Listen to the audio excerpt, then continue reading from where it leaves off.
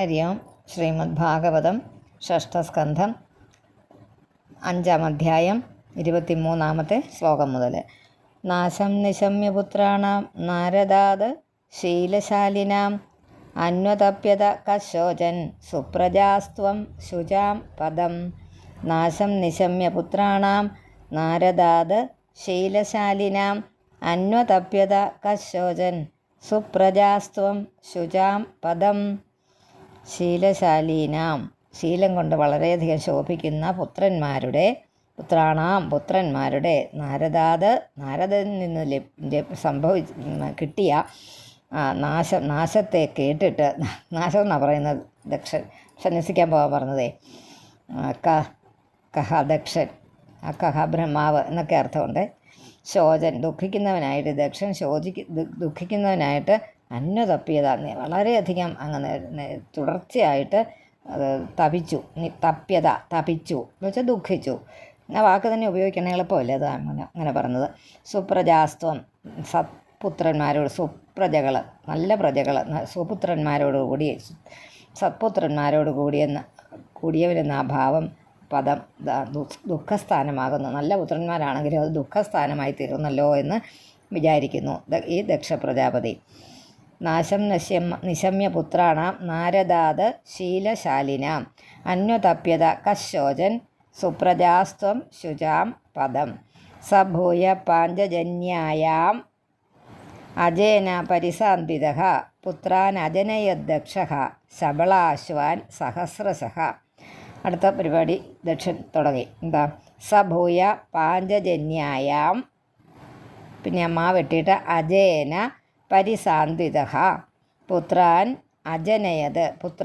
അജനയത് എന്നാക്കണം, പറയണം. നായ്ക്കും ജായ്ക്കും ഇടയ്ക്ക് ഒരു ആ മുകളിൽ പെൻസിൽ കൊണ്ട് എഴുതി വയ്ക്കുക. പുത്രാൻ അജനയത് ദക്ഷഃ ശബളാശ്വാൻ സഹസ്രശഃ. അജേന എന്ന് വെച്ചാൽ ബ്രഹ്മാവിനാൽ ആശ്വസിക്കപ്പെട്ട ദക്ഷൻ പാഞ്ചജന്യയിൽ ശബളാശ്വന്മാർ, അസിക്നി എന്നു പേരായ ആ പത്നിയിൽ ശബളാശ്വന്മാർ, അതായത് പാഞ്ചജനൻ്റെ പുത്രിയായ അസിക്നി, നമ്മൾ പഠിച്ചതല്ല, അസിക്നി ഓർത്തോണേ ആ വാക്ക്, അസിക്നി. അത് കാരണം എവിടെയും പറയുന്നില്ല, ഒരിടത്തെങ്ങാണ്ടേ അത് പറയുന്നുള്ള പേര്. ദക്ഷൻ അസിക്നിയിൽ ശബളാശ്വന്മാരെന്ന പേരോട് കൂടിയ 1000 പുത്രന്മാരെ ജനിപ്പിച്ചു. വീണ്ടും പത്നിയുണ്ട് അവിടെ കേട്ടോ. ഹരി അവിടെ ഭഗവാന്റെ നിർദ്ദേശപ്രകാരം ദക്ഷൻ ചെയ്തു. എന്താ? ഈ ശബളാശ്വന്മാരെന്ന് പറഞ്ഞ പുത്രന്മാരെ ദക്ഷൻ ഈ അസിഗ്നിയിൽ പാഞ്ചജനിയുടെ പുത്രിയായ പാഞ്ചജന്യായ, അതാണ് ആ പേര് പറയേണ്ടി നമ്മളങ്ങ് പറഞ്ഞത്. പാഞ്ചജനൻ്റെ പുത്രിയായ അസിഗ്നിയിൽ ശബളാശ്വന്മാരെന്ന പേരോടുകൂടിയ 1000 പുത്രന്മാരുണ്ടായി. ഉണ്ടായി എന്നല്ല, ജനിപ്പിച്ചു എന്നാണ് പറഞ്ഞു കേട്ടോ. അജനയതെന്നാണ് പറഞ്ഞിരിക്കുന്നത്, അതുകൊണ്ട് അങ്ങനെ തന്നെ മനസ്സിലാക്കണം, ജനിപ്പിച്ചു. തേപി പിത്രാ സമാദിഷ്ട പ്രജാസർഗേ ധൃതവ്രതാഃ നാരായണ സരോജഗ്മുർ യത്ര സിദ്ധാ സ്വപൂർവജാഃ. അതും പുറകെ തന്നെ പൂർവജന്മാർ ചെയ്ത പോലെ ചെയ്തു. പ്രജാസർഗത്തിൽ സമാധിഷ്ഠ, അതായത് പ്രജാസൃഷ്ടി ചെയ്യണമെന്ന പിതാവിൻ്റെ കൽപ്പനയെ സ്വീകരിച്ചിട്ട് അവരും അതിനൊരു യോഗ്യതയുണ്ട്. ഇപ്പോഴത്തെ പോലെയല്ല, ഒരു തപസ് ചെയ്ത യോഗ്യത നേടണം, എങ്കിലേ ഒരു ഗൃഹസ്ഥാശ്രമം തുടങ്ങാൻ സാധിക്കുള്ളായിരുന്നു. നമ്മൾ പല കാര്യങ്ങളിലും പഴയ കാലത്തെ കുറ്റം പറയുന്നുണ്ട് അല്ലേ.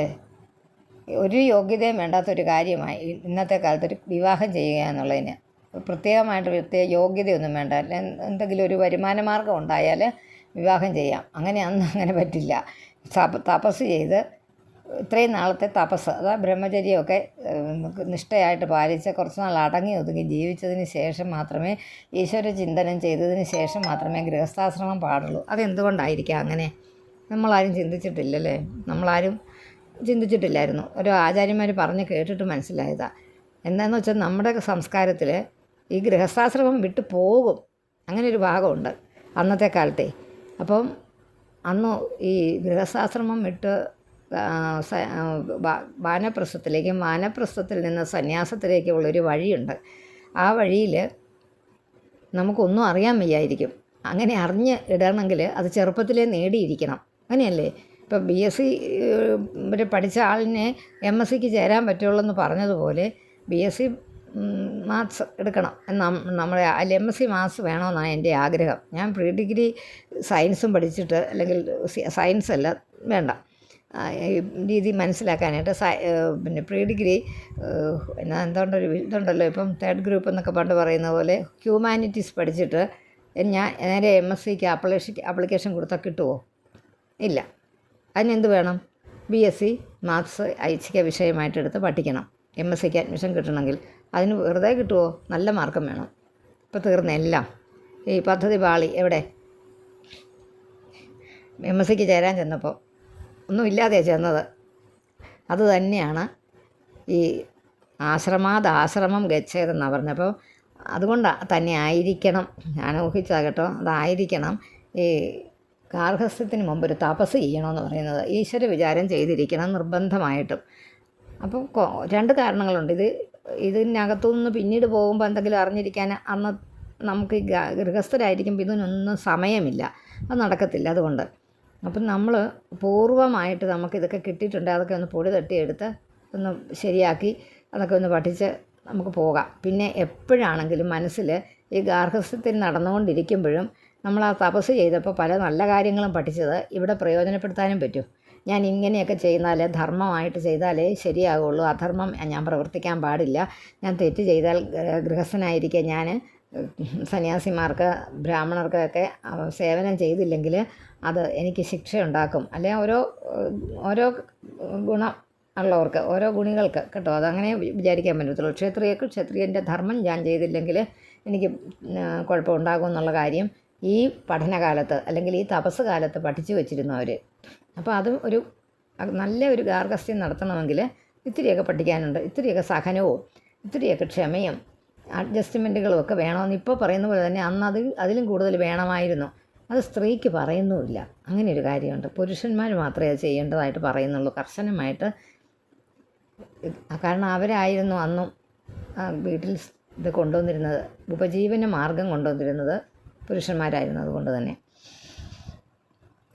ഞാൻ ഇങ്ങനെ പറയുമ്പോൾ കൂടിപ്പോൾ അത്രയും പറയുന്നതെന്ന് ഓർത്താണ് തുടങ്ങുന്നത്. പെട്ടെന്ന് നിർക്കണം, അത്യാവശ്യം പറഞ്ഞ് നിർക്കണമെന്നോർത്താണ് പറയുന്നത്. ഇങ്ങനെയായി പോകുന്നതാണേ, സോറി.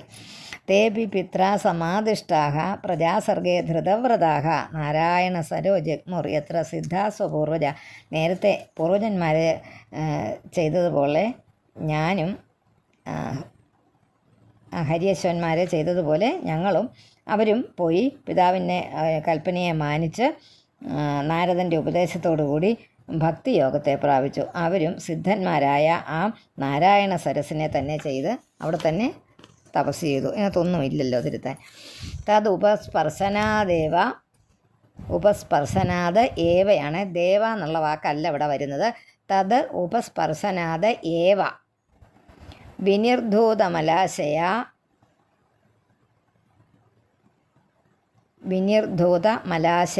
മലാശയ എന്നല്ല, മലാശയ എന്ന. വിനിർധൂത കഴിഞ്ഞ് കോമ ഇട്ടു, അപ്പോൾ പിന്നെ മലാശയ എന്ന് വായിക്കുകയില്ല. തത് ഉപസ്പർശനാത് ഏവാന്നും കൂടെ എവിടെ എഴുതിക്കോ. നാ കഴിഞ്ഞിട്ടൊരു ദേ എന്നുള്ളിടത്ത് ഏവാന്ന് എഴുതിക്കോ. അപ്പോൾ ഏവാന്ന് കേൾക്കാം. വിനിർധൂത മലാശയ, വിനിർധൂത കഴിഞ്ഞ് കോമ ഇടുക. മലിനം. ജപന്തോ ബ്രഹ്മപരമം തേപുസ്തത്ര മഹത് തപഹ.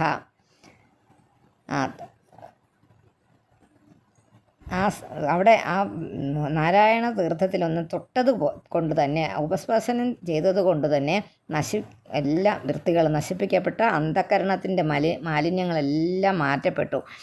അവർ ബ്രഹ്മം, ആ പരമമായ ബ്രഹ്മം, ആ മന്ത്രത്തെ ജപന്തഹ മന്ത്രം ജപിക്കുന്നവരായിട്ട് മഹത്തായ ആ തപസ്സിനെ അവിടെ തപസ് ചെയ്തു, തപസ് അനുഷ്ഠിച്ചു എന്ന് പറയാം. അതാണ് ഏറ്റവും നല്ല വാക്ക്. തപസ് അനുഷ്ഠിച്ചു. അവർ ജലത്തിലൊന്ന് മുങ്ങിയതേ ഉള്ളൂ, അവരുടെ എല്ലാ മാലിന്യങ്ങളും പോയി. അവർ ആ മഹാതപസ്സിന് സന്നദ്ധരായി, അവർ അതിന് യോഗ്യരായി. അങ്ങനെ അവർ തപസ് ചെയ്തു. അഭക്ഷ കതിചിൻ മാസാൻ കജിത് വായുഭോജന കതിചിത് വായുഭോജന, കതിചിത് ഉണ്ട് കേട്ടോ. അഭക്ഷ കതിചിൻ മാസാൻ കതിചിത് വായുഭോജന. ആരാധയൻ മന്ത്രം ഇമം അവിടെ നിർത്തണം. മന്ത്രമിമം. പിന്നെ ആ രണ്ടാമത്തെ മാ വെട്ടിയിട്ട് അഭ്യസ്യന്ത ഇടസ്പതിം, അഭ്യസ്യന്ത എന്നാക്കണം. രണ്ടാമത്തെ മാ വെട്ടിക്കളയുക. 3 മീ മാ മാ ഉണ്ട്. അതിനകത്ത് ആരാധയൻ മന്ത്രമിമം ഇമം മന്ത്രം ഇമം. അപ്പം ആ മീ കഴിഞ്ഞിട്ടുള്ള മായുടെ അവിടെ പൂജ്യം ഇടുക. എന്നിട്ട് ആ മാ വെട്ടിക്കളഞ്ഞിട്ട് അഭ്യസ്യന്ത മന്ത്രം ഇമം അഭ്യസ്യന്ത. ഒന്ന് പിരിച്ച് ഇവിടെ എഴുതി വെച്ചോളൂ. ആരാധയൻ മന്ത്രം ഇമം, അവിടെ അത്രയേ ഉള്ളൂ. പിന്നെ 4ാമത്തെ പാദവ അഭ്യസ്യന്ത ഇടസ്പതിം, ഇടസ്പതിയും എന്നില്ല, ഇടസ്പതിം. അവരുടെ തപസ്സിനെയാണ് കുറിച്ചൊന്ന് ഒരു വിശേഷണം പറയുക. ആദ്യത്തെ കുറേ മാസങ്ങൾ ജലം മാത്രം ഭക്ഷിച്ചും പിന്നെ കുറേ മാസം വായു മാത്രം ഭക്ഷിച്ചും ഈ മന്ത്രത്തെ നിരന്തരം ജപിച്ചുകൊണ്ട് അവരങ്ങനെ വാക്കിൻ്റെ ഈശ്വരന്മാരായ അവർ ഭഗവാനെ ആരാധിച്ചു. ഇടസ്പതി വാക്കിൻ്റെ ഈശ്വരനായ ആ മഹാനായ ഹരിയെ ആരാധിച്ചു. ഓം നമോ നാരായണായ പുരുഷായ മഹാത്മനെ വിശുദ്ധ സത്വധിഷ്ണ്യായ മഹാഹംസായ ധീമഹി എന്നാണ് അവർ പ്രാർത്ഥിച്ചത്. നാരായണ മന്ത്രം എന്താണ്? ഓം നമോ നാരായണായ പുരുഷായ മഹാത്മനെ വിശുദ്ധ സത്വധിഷ്ണ്യായ മഹാഹംസായ ധീമഹി. മുക്തന്മാർ യാതൊരു സ്ഥാനത്തെ പ്രാപിക്കുന്നുവോ അന്തര്യാമിയ എവിടെയാണോ പ്രാപിക്കുന്നത് അവൻ എൻ്റെ ഉള്ളിൽ തന്നെയുണ്ട്. അവൻ എൻ്റെ അകത്തിരിക്കുന്ന അവനെ പരിശുദ്ധമായ അന്ധക്കരണത്താൽ പ്രത്യക്ഷമായി കാണാനായി, നേരിട്ട് കാണാൻ ഉണ്ടെന്നറിയാമെങ്കിലും നമ്മൾ കാണാൻ പറ്റുന്നില്ലല്ലോ. കാണാനായിട്ട് കഴിയുന്നവനും എങ്ങും നിറഞ്ഞിരിക്കുന്നവനും ആരാണോ ആ ഭഗവാനായിക്കൊണ്ട് നമസ്കാരം. അങ്ങനെ ആർക്കും കാണാൻ പറ്റാതെ ഇരിക്കുന്ന ആ ഭഗവാനെ എൻ്റെ ഉള്ളിൽ വിരിപ്പുണ്ട് എന്ന് എനിക്ക് സന്തോഷിക്കാൻ പറ്റുന്ന ആ ഭഗവാനായിക്കൊണ്ട് നമസ്കാരം. വലിയൊരു തത്വമാണ് അല്ലേ നമ്മളോട് പറഞ്ഞു തരുന്നത്. എന്താ, നമുക്ക് അറിയാൻ വയ്യാലും നമ്മുടെ ഉള്ളിൽ ഇരിപ്പുണ്ടെന്നാണ് പറയുന്നത്. സത്യമായിട്ടും ഇരിപ്പുണ്ട്. അത് നമ്മൾ അറിയുന്നില്ല, നമുക്ക് കാണാൻ പറ്റുന്നില്ലാത്തതുകൊണ്ട് അറിയാൻ വയ്യെന്ന് പറയുന്നത്. നമ്മുടെ അന്ധകരണം ശ്വാസം വിട്ടേ നമുക്കറിയാം ഭഗവാനായിട്ട് ഇരിപ്പുണ്ട്. അല്ലെങ്കിൽ നമുക്ക് ശ്വാസം വിടാൻ പറ്റില്ലല്ലോ. ആരാ ചെയ്യുന്നത്? ഏതോ ഒരു യന്ത്രം. അത് നമ്മൾ എന്തെങ്കിലും കൊടുത്ത് പ്രവർത്തിപ്പിച്ചുകൊണ്ടിരിക്കുന്ന, എന്തെങ്കിലും കൊണ്ട് ചെയ്യിപ്പിക്കുന്നതാണോ? നമ്മൾ വല്ല കായികമായിട്ട് അധ്വാനിക്കുന്നുണ്ടോ അതിന് വേണ്ടിയിട്ടില്ല. ശ്വാസം വലിക്കുക വിടുക, അത് നമ്മൾ അറിയാതെ ചെയ്യുന്ന പ്രവൃത്തിയാണ്. നമുക്കറിഞ്ഞ് ശ്വാസം പോകുക എന്ന് പറയുമ്പോൾ അതിൻ്റെ അർത്ഥം നമുക്ക് എന്തോ ഒരു പ്രശ്നം നമ്മുടെ ശരീരത്തിനെ ബാധിച്ചിട്ടുണ്ട്. നമ്മൾ ആ ശ്വാസം വിടുന്നത് നമ്മൾ മനസ്സിലാക്കുന്നുണ്ടെങ്കിൽ അപ്പം നമുക്ക് എന്തോ ഒരു ശ്വാസം മുട്ടലുണ്ട് അല്ലേ? ഇടയ്ക്ക് ശ്വാസം നമുക്ക് കൃത്യമായ അളവിൽ, കൃത്യമായ ഋതത്തിൽ, കൃത്യമായ താളത്തിൽ കിട്ടാതെ വരുന്നത് കൊണ്ടാണ് നമ്മൾ അറിഞ്ഞ് ശ്വാസം വിടുന്നത് പോലെ തോന്നുക. അതൊരു മഹാത്മാവ് പറഞ്ഞിട്ടുണ്ട് അങ്ങനെ ഒരു കാര്യം. നമുക്ക് അറിയാവുന്ന ഒരാളാണ് അദ്ദേഹം പറഞ്ഞിരിക്കുന്ന. അത് എല്ലാവരും ബാലിശമായിട്ട് എടുത്തു കേട്ടോ. ഞാനും അങ്ങനെ തന്നെ കരുതി. പക്ഷേ ഈ ഭാഗം വേറെ ആർക്കോ പറഞ്ഞു കൊടുക്കുന്ന വേണ്ടി വന്നപ്പോഴാണ്, ആർക്കാണെങ്കിലൊന്ന് സുരേട്ടന് തന്നെയാണെന്ന് തോന്നുന്നു, എപ്പോഴോ ഇത് പറഞ്ഞു കൊടുത്തപ്പോൾ ആർക്കോ പറഞ്ഞു കൊടുത്തപ്പോൾ ഞാൻ, അല്ലെങ്കിൽ നമ്മളിപ്പോൾ ക്ലാസ് എടുക്കുന്നല്ലേ ഉള്ളൂ ഇത്, അതോ പ്രഭാഷണത്തിൽ കേട്ടപ്പോഴാണ് അതോ വായിച്ച് നോക്കിയപ്പോഴാണ്, എപ്പോഴോ ഞാൻ ഇത് മനസ്സിലോർത്തപ്പം ആ ആളിൻ്റെ കാര്യം ഓർത്തു. അദ്ദേഹം പറയുമായിരുന്നു, എനിക്കിപ്പോൾ ശ്വാസം വിടുമ്പോൾ ഞാൻ മനസ്സിലാക്കിക്കൊണ്ടാണ് വിടുന്നത്, മറ്റേത് എനിക്ക് അതറിയാതെയായിരുന്നു. അതൊരു നല്ലൊരു വേദാന്തിയായിരുന്നു, നല്ലൊരു ദാർശനികനായിരുന്നു. അപ്പോൾ അദ്ദേഹം പറഞ്ഞിരുന്നത്, ശ്വാസം വിടുന്നത് ഞാൻ അറിയുന്നു. അപ്പോൾ ശരിക്കും ഇതായിരുന്നായിരിക്കും കാര്യം. അദ്ദേഹം അത് കഴിഞ്ഞിട്ട് കുറച്ച് നാളുകൾ കഴിഞ്ഞപ്പോഴാണ് മരണപ്പെട്ടത്. അപ്പോൾ അദ്ദേഹത്തിന് ആ ബുദ്ധിമുട്ട് തോന്നിയപ്പോഴാണ് അപ്പോൾ അദ്ദേഹം അറിയുന്നു എന്ന് പറയുന്നത്. അപ്പോൾ അന്ന് തന്നെ പറഞ്ഞ ആൾ പറയുന്നത്, ഞാനത് അറിയേണ്ടാതെ വരേണ്ട കാര്യമാണ്. അതാ ഞാൻ പറഞ്ഞത്, ആ അറിവുള്ള ആളായിരുന്നു. ഞാൻ അറിയാതെ ചെയ്യേണ്ട കാര്യമാണത്. ഞാനിപ്പോൾ അതറിയുന്നു. അതെന്തോ ഒരു ഒരു ഇതാണ്, ഒരു ലക്ഷണമാണെന്നുള്ളൊരു അസുഖകരമായ ലക്ഷണമാണ്, ഒരു ശുഭലക്ഷണമല്ല എന്ന് അദ്ദേഹത്തിന് മനസ്സിലായിരുന്നിരിക്കാം ഒരു പക്ഷേ. കാരണം അത്രയ്ക്ക് ശരിക്കും നമ്മുടെ നാട്ടിൽ ഒട്ടും അങ്ങ് അത് പൂർണ്ണമായിട്ട് അറിവിനെ മനസ്സിലാക്കാൻ, അറിവ് അവിടെ നിന്ന് അത്രയും അറിവുണ്ടായിരുന്ന ആളിൽ നിന്ന് നമുക്കത് കിട്ടാനായിട്ട് മുഴുവനായിട്ട് അത് ഊറ്റിയെടുക്കാൻ പറ്റാതിരുന്നൊരു നിർഭാഗ്യവാന്മാരാണ് നമ്മൾ ശരിക്കും പറഞ്ഞാൽ. അത്രയും ജ്ഞാനിയായ ഒരാളിൽ നിന്ന് നമുക്ക് കിട്ടേണ്ടതൊന്നും ഈ നാട്ടിൽ ജനങ്ങൾക്ക് കിട്ടിയില്ല, അറിയാതെ പോയി. അത് കാലഘട്ടത്തിൻ്റെ ഇതായിരിക്കും, അല്ലാതെ ഒന്നും പറയാൻ പറ്റില്ല. അത്രയ്ക്ക് ജ്ഞാനിയായ ഒരാൾ, ആ ഒരു സാന്നിധ്യവും ആ ഒരു ഇതൊക്കെ ഉണ്ടായത് ഒരു മഹത്വമായിട്ട് ഞാൻ കരുതുന്നു കേട്ടോ. കുറച്ച് പേർക്കൊക്കെ മനസ്സിലായി കാണും ആരാണ് കേട്ടോ. സജിതയ്ക്കും മൺചേച്ചിക്കും മനസ്സിലായി കാണും ആരാന്ന്. അത്രയൊരു ഭാഗ്യം ചെയ്തവരാണ് നമ്മൾ. പക്ഷേ അധികം നാളൊന്നും അദ്ദേഹത്തിൻ്റെ ഈ കാര്യത്തിലുള്ള ശിക്ഷണമോ ഒരു വെറുതെ ഉള്ള ഒരു ഓടി കൊണ്ടുള്ള ഒരു ഇതോ കിട്ടാനായിട്ട് ഭാഗ്യമില്ലാതെ പോയി ഞാൻ എപ്പോഴും ഓർക്കാറുണ്ട്. ശ്വാസം അറിഞ്ഞു വിടുന്നെന്ന് പറഞ്ഞപ്പോഴാണ് ഞാൻ അദ്ദേഹത്തിൻ്റെ വാക്കുകൾ ഓർത്തത്. ശ്വാസം അറിഞ്ഞു വിടുന്നെന്ന് പറയുമ്പോൾ നമ്മൾ ഓർത്തുകൊള്ളുക, ഇത് നമ്മളറിയാതെ പോകേണ്ട ഒരു സംഭവം. അറിഞ്ഞുകൊണ്ട് ചെയ്യുമ്പോൾ നമ്മളിൽ എന്തോ ഒന്ന് ഇല്ലാതെ വരുന്നതിൻ്റെ ലക്ഷണമാണ്. അതായത് നമ്മളിൽ നിന്ന് ഈശ്വര ചൈതന്യത്തിൻ്റെ മുറുക്കം, അന്തര്യാമിയായിരിക്കുന്ന ആ ഭഗവാന്റെ മുറുക്കം പിടി അയയുന്നു എന്നുള്ളതാണ് അതിൻ്റെ അർത്ഥം. ഹരി ഓം. ഭക്ഷ കതിചിന്മാസാൻ കതിചിത് വായുഭോജന ആരാധയൻ മന്ത്രമിമം അഭ്യസ്യന്ത ഇടസ്പതിം. പിന്നെ ഓം നമോ നാരായണായ പുരുഷായ മഹാത്മനെ വിശുദ്ധ സത്വധിഷ്ണ്യായ മഹാഹംസായ ധീമഹി. അതെങ്ങനെയാണ് പറയുന്നത്? യാതൊരു സ്ഥാനത്തെയാണോ മുക്തന്മാർ പ്രാപിക്കുന്നത്, അന്തര്യാമിയായിരിക്കുമ്പോൾ യാതൊരുവനെ ആണോ പരിശുദ്ധനായ ആ അന്ധകരണത്തിൽ പ്രത്യക്ഷമായി കാണാൻ കഴിയുന്നവനും അത് ഇങ്ങം നിറഞ്ഞിരിക്കുന്നവനും ആരാണോ ആ ഭഗവാനായിക്കൊണ്ട് നമസ്കാരം. ഇതിതാനപി രാജേന്ദ്ര പ്രതിസർഗധിയോ മുനിഹി ഉപേത്യ നാരദപ്രാഹ വാചക്കൂടാനി പൂർവവത്. ഇതിതാനപി രാജേന്ദ്ര പ്രതിസർഗധിയോ മുനിഹി ഉപേത്യ നാരദപ്രാഹ വാചക്കൂടാനി പൂർവവത്.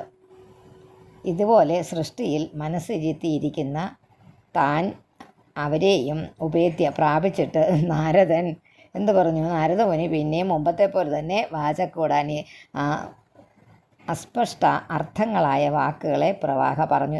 കൃത്യമായിട്ടൊന്നും പറയുന്നില്ല, അവിടെ ഇവിടെയൊക്കെ പറഞ്ഞ് തെറ്റിച്ച് കൊണ്ടുപോവുക. ഈ സൃഷ്ടി നടത്താൻ വേണ്ടിയിട്ട് തപസ് ചെയ്യുന്ന ഈ ശബളാശ്വന്മാരെ, ശബളാശ്വന്മാരെന്നല്ലേ, ഹരിയശ്വന്മാരുടെ കഴിഞ്ഞല്ലോ, ശബളാശ്വന്മാരെ 1000 പേരെ അവരെ വാക്കുകൾ പറഞ്ഞ് അവരെ മുമ്പത്തെ പോലെ തന്നെ മാറ്റിക്കൊണ്ടുപോവുക. ദാക്ഷായണ സംശൃണുത ഗതോ നിഗമം മമ അന്വിച്ഛതാനുപദവീം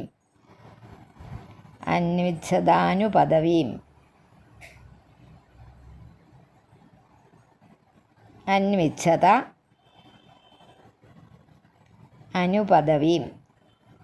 അനുപദവീം ഉണ്ടോ? അങ്ങനെയാ വാക്ക്. അന്വിച്ഛത അനുപദവീം ഭ്രാതൃവത്സല. ഭ്രാതാക്കളിൽ വാത്സല്യമുള്ള ദക്ഷപുത്രന്മാരെ, ഞാൻ ചെയ്യുന്ന ഉപദേശത്തെ നിങ്ങൾ മനസ്സിരുത്തി കേൾക്കുക.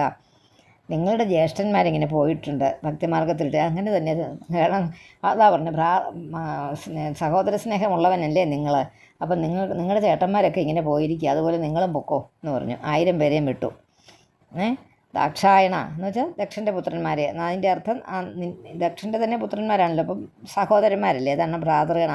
ആ വീക്ക് പോയിൻ്റിൽ നാരദർ പിടിച്ചു, നിങ്ങളുടെ ജ്യേഷ്ഠന്മാർ ചെയ്തത് ഇതാണ്, ആ സൽക്കർമ്മമാണ്, അതുപോലെ നിങ്ങളും അങ്ങനെ തന്നെ ചെയ്യുക എന്ന് പറഞ്ഞ് അവരെ അതിൻ്റെ ആ ഉപദേശത്തെ, ഉപദേശത്തെ ശൃണുത കേൾക്കുവിൻ. നിങ്ങളുടെ ഭ്രാതാക്കന്മാരുടെ പദവിയെ നിങ്ങളും ആ മാർഗത്തെ നിങ്ങളും സ്വീകരിക്കുക. ഭ്രാതൃണാം പ്രായണം ഭ്രാതാ യോനുതിഷ്ഠതി ധർമ്മവിത് സ പുണ്യബന്ധു പുരുഷോ മരുദ്ഭി സഹ മോദതേ. ഭ്രാതॄണാം പ്രായണം ഭ്രാതാ യോനു തിഷ്ഠതി ധർമ്മവിത് സ പുണ്യബന്ധുപുരുഷോ മരുദ്ഭി സഹ മോദതേ. യ ഭ്രാത, ഏത് സഹോദരൻ ആണോ ആ ഭ്രാതാക്കളുടെ ആ ശ്രേഷ്ഠമാർഗത്തെ അനുതിഷ്ഠതി അനുസരിക്കുന്നത്, അത് ധർമ്മവിധ ധർമ്മം അറിയുന്നവരാണ് അവർ. പുണ്യബന്ധു സ പുണ്യവാനായ അവന് മരുദ്ഭിസ മരുത്തുക്കളോടുകൂടി മോദതേ, അതായത് ജ്യേഷ്ഠന്മാർ സ്വീകരിച്ച അതേ ശ്രേഷ്ഠ മാർഗത്തെ അനുസരിക്കുന്നതായ അനിയന്മാരുടെ കനിഷ്ഠന്മാരുടെ ധർമ്മം അറിയുന്നവൻ ആരാണോ അവരുടെ മാർഗത്തെ സ്വീകരിക്കുന്നോ അവന് ഈ ലോകത്തിൽ മാത്രമല്ല ഉയർച്ചയുണ്ടാകുന്നത്, ശ്രേയസ്സുണ്ടാകുന്നത്. പുണ്യവാനായ അവൻ മരണാനന്തരം മരുത്ത് ദേവന്മാരോടുകൂടി ചേർന്ന് മരുത്തുക്കളോടുകൂടി ചേർന്ന് സന്തോഷിക്കുന്നു എന്നൊക്കെ പറയുക. ഏതാവതുക്ത്വാ പ്രയയോ നാരദോ മോഖദർശനഃ തേപി ചാന്വഗമൻ മാർഗം ഭ്രാതॄണാമേവ മാരിഷ. അമോഘദർശന ഏതാവതുക്ത്വാ പ്രയയോ നാരദോ മോഘദർശന. അമോഘദർശനയാണ് അവിടെ ആ പ്രശ്ലേഷമായിട്ട് വന്നിട്ടുണ്ട്. ദർശന തേപി ചാന്വഗമൻ മാർഗം ഭ്രാതॄണാമേവ മാരിഷ. അങ്ങനെ നാരദര് ഇത്രമാത്രം ഉക്ത്വ പറഞ്ഞിട്ട് പ്രയയോ നാരദർ ഇതും പറഞ്ഞിട്ട് നടന്നുപോയി. തേപി അവരോ ഭ്രാതാക്കളുടെ മാർഗത്തെ തന്നെ സ്വീകരിച്ച് അനുഗമിച്ചു. അല്ല രാജശ്രേഷ്ഠ സത്യജ്ഞാനിയായ ശ്രീ നാരദന് ഇത്രയൊക്കെ ഉപദേശം കൊടുത്തപ്പോൾ പറഞ്ഞിട്ട് അവരെ വിട്ടിട്ട് പോയി. ശബളാശന്മാരെ വിട്ടിട്ട് പോയി. ചേട്ടന്മാരുടെ മാർഗത്തെ സ്വീകരിക്കുന്ന നല്ലത്, നിങ്ങൾക്കും അങ്ങ് ചെന്നാലും മരുത്തുക്കളോട് കൂടിയുള്ള ജീവിതം ഉണ്ടാകും എന്നൊക്കെ പറഞ്ഞു. അപ്പോൾ പ്രജാസൃഷ്ടിയിലുണ്ടായിരുന്ന ആ വിചാരത്തെ ഉപേക്ഷിച്ചു. അവരും അങ്ങ് വേണ്ടെന്ന് വെച്ചു.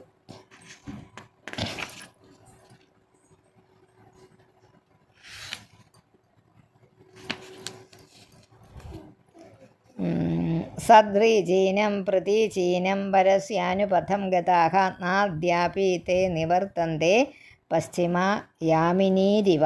അതിനകത്തൊന്നും തിരുത്താനൊന്നുമില്ല. വളരെ സദ്രീചീനം സമീചീനം, എല്ലാ തരത്തിലും മംഗളകരമായ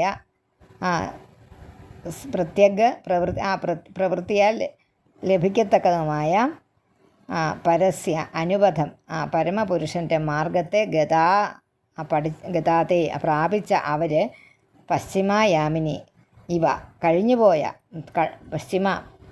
പൂർവമായ കഴിഞ്ഞുപോയ യാമിനി രാത്രികളെ എന്ന പോലെ ഇപ്പോഴും തിരിച്ചു വന്നിട്ടില്ല. ഇപ്പോഴും തിരിച്ചു വന്നിട്ടില്ല. അതായത് ഭഗവാനെ കാണാനുള്ള ആ പരമപുരുഷൻ്റെ സാക്ഷാത്കാരത്തിന് വേണ്ടതെന്താണ്? ഭക്തിമാർഗം. അതിനെ പ്രാപിച്ച ശബളാശ്വന്മാർ ഒന്നും ആ ഭജനത്തിൽ നിന്ന് ഇപ്പോഴും മടങ്ങിയിട്ടില്ല, സംസാര മാർഗത്തിലേക്ക് വന്നിട്ടില്ല. അവർ ഇങ്ങനെ തുടർച്ചയായിട്ട് ഭഗവാനെ ഭജിച്ചു കൊണ്ടിരിക്കുന്നു. ഏതസ്മിൻ കാല ഉത്പാദാൻ ബഹൂൻ പശ്യൻ പ്രജാപതിഃ പൂർവവത് നാരദകൃതം പുത്രനാശം ഉപാശൃണോത്. ഇത് ദക്ഷൻ്റെ ചെവിയിലെത്തി. ഏതസ്മിൻ കാല ഉത്പാദാൻ നിർത്തുക. ബഹൂൻ പശ്യൻ പ്രജാപതിഃ പൂർവവത് നാരദകൃതം പുത്രനാശം ഉപാശൃണോത്. പുത്രനാശം ഉപാശൃണോതെന്ന് പറയണം കേട്ടോ. പുത്രനാശം, പുത്ര നാശമുപാശൃണോത്. പുത്രനാശം ഉപാശൃണോത് എന്നെഴുതണം. പുത്രനാശം ഉപാശൃണോത് കേട്ടു. പൂർവവത് നാരദകൃതം മുമ്പത്തെ പോലെ നാരദനാൽ കൃതം ചെയ്യപ്പെട്ട ഏതസ്മിൻ കാലേ ഈ കാലത്തിൽ ബഹൂൻ ഉത്പാദാൻ ബഹുക്കളായ ദോഷലക്ഷണങ്ങളെ പശ്യൻ പ്രജാപതി ദക്ഷൻ ദുശകനങ്ങളെയൊക്കെ കണ്ടു. അപ്പോൾ മുമ്പത്തെ പോലെ നാരദനാൽ ചെയ്യപ്പെട്ട പുത്രനാശത്തെ പറ്റി കേട്ടു. പുത്രനാശം എന്നൊക്കെയാണ് പറഞ്ഞിരിക്കുന്നത്. പുത്രൻ്റെ നാശമൊന്നുമല്ല നാരദർ ചെയ്തത്, നെറിയായ മാർഗത്തിൽ പറഞ്ഞു വിടുകയായിരുന്നു ചെയ്തത്. പുത്രന്മാർ ഈ ഗൃഹസ്ഥ ധർമ്മത്തെ നാരദൻ്റെ വാക്ക് കേട്ട് വേണ്ടെന്ന് വെച്ചതായിട്ട് മനസ്സിലായി. ആർക്ക്? ദക്ഷന്. ചുക്രോധ നാരദായാസൗ പുത്രശോകവിമൂർച്ഛിത ദേവർഷിമുപലഭ്യാഹ രോഷാത് വിസ്ഫുരിതാധര. ആ വാക്കുകൾ ശരിക്കും വിസ്ഫു അല്ല, വിസ്ഫു, ചുണ്ടുകൊണ്ട് മാത്രം പറയുന്നത്. വിസ്ഫു, വിസ്ഫുരിതാധര. അകത്തോട്ട് ചുണ്ട് വച്ചല്ല, ഭ എന്ന് പറയുന്ന ഭരണിയുടെ അല്ല, ഭ.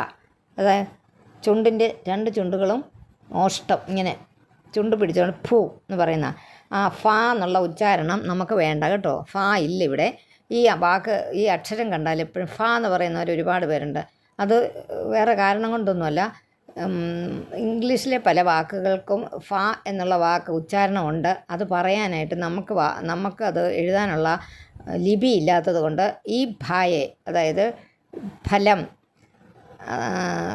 എന്നൊക്കെയുള്ള ഫണം എന്നൊക്കെയുള്ള വാക്കുകളാണ് കൂടുതൽ. വിസ്ഫുരിതം ആ വാക്കുകളൊക്കെ ഫ ആയിട്ട് എഴുതി. അതിന് ഏറ്റവും ഉദാഹരണം ഫാദർ എന്ന് മലയാളത്തിൽ എഴുതുമ്പം ഈ ഭായാണ് എഴുതുന്നത്. പക്ഷെ സത്യത്തിൽ നമുക്ക് ആ അക്ഷരം ഇല്ല, നമ്മുടെ ആ ഉച്ചാരണ ശബ്ദമില്ല നമുക്ക്. അതുകൊണ്ടാണ് അത് ഇംഗ്ലീഷിലുള്ള ഒരു ഉച്ചാരണ ശബ്ദമാണ്. അതിനെ നമ്മൾ എഫ് എന്നുള്ള ഉച്ചാരണത്തിൻ്റെ രീതിയിലാക്കിയിരിക്കുന്ന അങ്ങനെ ഒരു ഉച്ചാരണമേ ഇല്ല. അത് ദയവ് ചെയ്ത് പറയരുത്. ഇവിടെ ഞാനതിന് പറയാൻ കാരണം, ഇവിടെ കുട്ടികൾ സ്കൂളിൽ പോകുമ്പോൾ അവർ ആ എഴുതുന്നിടത്ത് ഫ എന്ന് പറയാറുണ്ട്. ടീച്ചർ അങ്ങനെയാണ് പറഞ്ഞതെന്ന് പറയും. അത് ഇവിടെ ഞങ്ങൾ പറയും അത് അവിടെ അങ്ങനെ എന്തെങ്കിലും പറഞ്ഞോളൂ, പക്ഷേ അത് അങ്ങനെയല്ല. ഇവിടെ കർശനമായിട്ട് നിരോധിച്ചിട്ടുണ്ട്, അങ്ങനെ പറയാൻ പാടില്ല, അത് തെറ്റാണ്. അങ്ങനെ ഒരു ഉച്ചാരണമില്ല. ഫ എന്ന്, ഫാരി എന്നൊക്കെ പറയുന്ന ചിലർ അങ്ങനെ ഉച്ചരിക്കരുത്. നമ്മൾ സംസ്കൃത ഗ്രന്ഥങ്ങൾ പഠിക്കുന്നവർ, സംസ്കൃതം പഠിക്കുന്നതെന്ന് പറയരുത് കേട്ടോ. ഒരിടത്തും സംസ്കൃത ഗ്രന്ഥങ്ങൾ പാരായണം ചെയ്യാൻ പഠിക്കുന്നവരെന്നേ ഉള്ളൂ. നമ്മൾ സംസ്കൃതം എന്ന് പറഞ്ഞാൽ വളരെ ബൃഹത്തായ ഒരു ഭാഷയാണ്. ആ ഭാഷ അത്ര ചില്ലറയൊന്നുമല്ല. അത് പഠിച്ചെടുക്കാൻ നല്ല ബുദ്ധിമുട്ടുള്ളത്. അതൊന്നും നമ്മൾ പഠിക്കുന്നില്ല. പക്ഷേ ഉച്ചാരണത്തിന് നമുക്ക് ഒരു ബുദ്ധിമുട്ടുമില്ലല്ലോ. അത് വൃത്തിയായിട്ട് ഉച്ചരിക്കാൻ പഠിക്കുക. അപ്പം നമ്മൾ സംസാരിക്കുന്ന സമയത്തും അതിന് ആ രീതിയിൽ സംസാരിച്ചാൽ കുഴപ്പമൊന്നുമില്ല.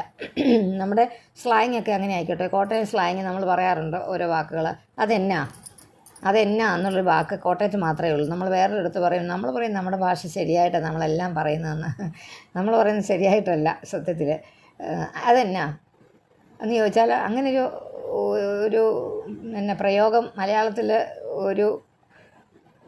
വേണ്ടിടത്തൊന്നും എഴുതി കണ്ടിട്ടില്ലുണ്ടോ? അതെന്നാന്ന്, അതെന്താണ് എന്നാണ് ചോദ്യം. അതെന്താ എന്ന് വരെ വേണമെങ്കിൽ ഏകദേശം ശരിയാണെന്ന് പറയാം.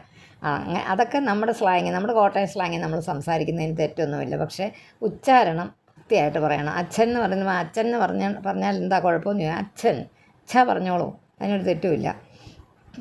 ഭാര്യ, ആ വാക്കൊക്കെ ഉപയോഗിച്ച് സംസാരിക്കുമ്പോൾ ഭാര്യ എന്ന് തന്നെ പറയാം. അല്ലാതെ വേറെ പറയണ്ട അദ്ദേഹം, അല്ല അദ്ദേഹത്തിൻ്റെ, ഒരാളിനെ കുറിച്ച് പറയുമ്പോൾ നമുക്ക് എന്തോ മടി പോലെയാണ്. നമുക്കങ്ങനെ പറയുമ്പോൾ എന്തോ ഒരു ഔപചാരികമായി പോയോ എന്ന്. അങ്ങനെയൊന്നുമില്ല. അദ്ദേഹം പറഞ്ഞു ഇങ്ങനെ എന്ന് പറയുന്നതിനൊരു തെറ്റുമില്ല. അത് നമ്മുടെ കൊളോക്കിയലായിട്ട് അദ്ദേഹം അതിയാനായി. അദ്യം പിന്നെ ലോപിച്ച് അതിൻ്റെ ഒരു ഭംഗി കൂട്ടി അതിയാൻ നായി, അതാണ് അതിയാൻ. അതൊക്കെ ഒരുപാട് പേരങ്ങനെ ഉപയോഗിക്കുന്ന കേട്ടിട്ടുണ്ട്. അതുകൊണ്ട് ഞാൻ പറഞ്ഞ കേട്ടോ. അതൊക്കെ തമാശയിൽ പറയുന്നതാണേ, വേറൊന്നും അല്ല. ഉച്ചാരണ രീതി പറഞ്ഞപ്പോൾ പറഞ്ഞു പോയത് ഈ ഭാ കണ്ടപ്പോഴാണ്. വിസ്ഫുരിതാധര, അധരമൊക്കെ വിറച്ചു. ദക്ഷൻ ക്രോധിച്ച് ദേഷ്യപ്പെട്ട്. നാരദരോടുണ്ടായ ദേഷ്യം ചില്ലറയൊന്നുമല്ല അദ്ദേഹത്തിന്. ഇതിനകത്തൊന്നും നമ്മളില്ലല്ലോ പിരിക്കാൻ. ചുക്രോധ നാരദായാസൗ പുത്രശോക വിമൂർച്ഛിത ദേവർഷിം ഉപലഭ്യാഹ രോഷാത് വിസ്ഫുരിതാധര. അതൊന്ന് പഠിച്ചോണം. രോഷാത് എന്നെഴുതണം അവിടെ. വിസ്ഫുരിതാധര, രോഷം കൊണ്ട് വിറയ്ക്കുന്ന ചുണ്ടുകളോടുകൂടി ദേവർഷിയായ നാരദനോട് ദക്ഷൻ ഇപ്രകാരം പറഞ്ഞു. ദക്ഷ ഉവാച അഹോ അസാധോ സാധൂനാം സാധുലിംഗേന നസ്ത്വയാ അസാധു അകാരി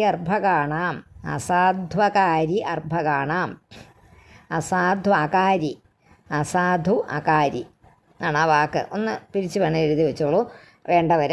അസാധു അകാരി അർഭകാണാം. അർഭകന്മാർ ബാലന്മാർ, എൻ്റെ പുത്രന്മാർ ബാലകന്മാർ. അസാധു അകാര്യ അർഭകാണാം, അകാരി അർഭകാണാം. അങ്ങനെയാണ് അസാധു അകാരി അർഭകാണാം ആയത്. ഭിക്ഷോർ മാർഗ പ്രദർശിപ്പിക്കപ്പെട്ടു.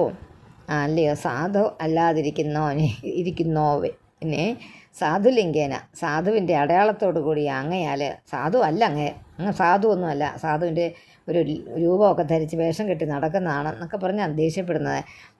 അങ്ങയാൽ നല്ല മാർഗത്തിലിരിക്കുന്ന ഞങ്ങൾക്ക് അഭദ്രം ചെയ്യപ്പെട്ടു. ഞങ്ങളുടെ ഭദ്രത ഇല്ലാതാക്കി അങ്ങ്. ബാലന്മാർക്ക് ഭിക്ഷുമാർഗത്തെ ഉപദേശിച്ചത്, സന്യാസിയുടെ മാർഗത്തെ ഉപദേശിച്ചത് അതൊട്ടും ശരിയായില്ല എന്നുള്ള രീതിയിൽ പ്രദർശിപ്പിക്കപ്പെട്ടു. അവർക്ക് സന്യാസകർമ്മങ്ങൾ ഉചിതമായ നിവൃത്തി മാർഗം അങ്ങ് ഉപദേശിച്ചല്ലോ. അത് കാട്ടിക്കൊടുത്തത് ഞങ്ങളോട് ചെയ്ത ഒരു ചതിയായിപ്പോയി, അഭദ്രതയ്ക്ക് കാരണമായി തീർന്നല്ലോ. ഞങ്ങൾക്ക് ഭദ്രതയില്ലാതായി പോയല്ലോ. ഞാൻ ആദ്യം കുറച്ച് പുത്രന്മാരെ എനിക്ക് കിട്ടി, അവരെ നിങ്ങൾ ആ മാർഗത്തിൽ വിട്ടു, രണ്ടാമത് കിട്ടിയവരെയും നാരദരിങ്ങനെ ചെയ്തല്ലോ എന്ന് ദേഷ്യപ്പെട്ട് പറഞ്ഞു. ഋണൈ സ്ത്രീഭിരമുക്താനാം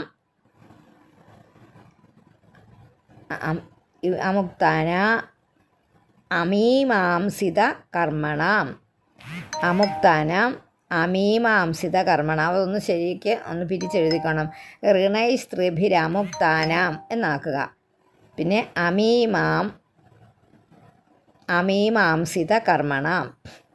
അവിടെ അങ്ങനെ 8 അക്ഷരത്തിൻ്റെ അവിടെ അങ്ങ് പിരിക്കുമ്പോൾ പിന്നെ പ്രശ്നമില്ല കേട്ടോ. ഋണൈ സ്ത്രീഭിരമുക്താനാം എന്നാക്കുക. എന്നിട്ട് ആ മാ വെട്ടിക്കളയുക. എന്നിട്ട് അതിൻ്റെ എവിടെ ആ എഴുതുക. ആദ്യത്തെ നാം എന്നെഴുതിയിട്ട് ആദ്യത്തെ മായുടെ എവിടെ മാ വെട്ടിക്കളഞ്ഞിട്ട് അവിടെ ഒരു 0 ഇട്ടിട്ട് ഒരായും കൂടി ആ കൂട്ടത്തിൽ എഴുതി വെക്കുക. അപ്പം എന്താകും? ഋണൈ സ്ത്രീഭിരമുക്താനാം എന്നായി. പിന്നെ മാ ഇല്ല. അമീമാംസിത കർമ്മണാം എന്ന് വായിക്കുകയും ചെയ്യാം. അമീമാംസിത കർമ്മണാം, വേണ്ടതുപോലെ ആചരിക്കപ്പെടാത്ത കർമ്മങ്ങളോട് കൂടിയവൻ. അമീമാംസിത കർമ്മണാം. വിഘാത ശ്രേയസപ്പാപ ലോകയോരുഭയോ കൃതഃ. അവരുടെ ഈ ഉഭയം എന്ന് പറഞ്ഞാൽ 2 കേട്ടോ. ഉഭയോ ലോകയോ, 2 ലോകങ്ങളിലുമുള്ള ശ്രേയസിൻ്റെ നാശം, വിഘാതം, നാശം ചെയ്യപ്പെട്ടു. സന്യാസമാർഗം മോക്ഷ മാർഗമായതിനാൽ പുത്രന്മാർക്ക് ഗുണമല്ലയോ ഞാൻ ചെയ്തത് എന്നുള്ള ശങ്കയെ എന്തെങ്കിലും ഇങ്ങോട്ട് പറയുകയാണ്. അതിനെ അങ്ങ് ആദ്യമേ തന്നെ ഞുള്ളിക്കളഞ്ഞു. ആര്? ദക്ഷൻ. ഋഷികൾ, ദേവന്മാർ, പിതൃക്കൾ എന്നീ 3 പേർക്കും കടക്കാരനായിട്ടാണ് മനുഷ്യൻ ജനിക്കുന്നത്. അത് നമ്മൾ കേട്ടിട്ടില്ലേ? 3 ഋണങ്ങളോട് 3 വിധത്തിലുള്ള കടങ്ങൾ. ഋണം എന്ന് പറഞ്ഞാൽ കടം, ഋണം. പിതൃ ഋണം, ഋഷികടം, പിതൃകടം, അതുപോലെ ദേവകടം. ഇതൊക്കെ ഈ 3 പേരോടും കടക്കാരനായിട്ടാണ് മനുഷ്യൻ ജനിക്കുന്നത്. ആ ബ്രഹ്മചര്യം കൊണ്ട് ഋഷികടവും യജ്ഞം കൊണ്ട് ദേവകടവും സന്തതി കൊണ്ട് പിതൃകടവും തീർക്കേണ്ട ഇതൊന്ന് മനസ്സിലാക്കി വെച്ചോ കേട്ടോ. ഈ കടങ്ങളോട് കൂടിയാണ് നമുക്കൊരു കടമുണ്ട്. നമ്മൾ ജീവിതത്തിലോട്ട് വന്നപ്പോഴേ കടങ്ങളോട് കൊടുക്കുക, അല്ലെങ്കിൽ ഇങ്ങോട്ട് വരികയില്ലായിരുന്നു. ഈ 3 കടങ്ങളുള്ളത് കൊണ്ടാണ് നമ്മളിങ്ങനെ ഇവിടെ ജനിച്ചിരിക്കുന്നത് ഇപ്പോൾ. അപ്പോൾ ആ കടങ്ങൾ വീട്ടണമെങ്കിൽ ബ്രഹ്മചര്യം കൊണ്ട് ദേവകടം വീട്ടാം, അല്ലേ? ഋഷികടം വീട്ടാം. ബ്രഹ്മചര്യം കൊണ്ട് ഋഷിമാരങ്ങനെയല്ലേ, ഋഷിമാരോടുള്ള കടം ബ്രഹ്മചര്യം കൊണ്ട് വീട്ടാം ആ ശൈശവകാലത്ത്. പിന്നെ യജ്ഞം കൊണ്ട് ദേവകടം, ദേവന്മാരോടുള്ള കടം യജ്ഞങ്ങൾ ചെയ്ത് എന്തെങ്കിലുമൊക്കെ യജ്ഞങ്ങൾ നമ്മൾ നടത്താറുണ്ടല്ലോ, സപ്താഹ യജ്ഞമൊക്കെ. അതൊക്കെ ദേവന്മാരോടുള്ള കടം വീട്ടാനായിട്ട് ഉപകരിക്കും. പിതൃകടം എങ്ങനെ വീട്ടും? ബലിയിട്ടാൽ പോരാ, നമുക്ക് പുത്രന്മാരുണ്ടാവണം. അതല്ലേ പറയുന്നത്?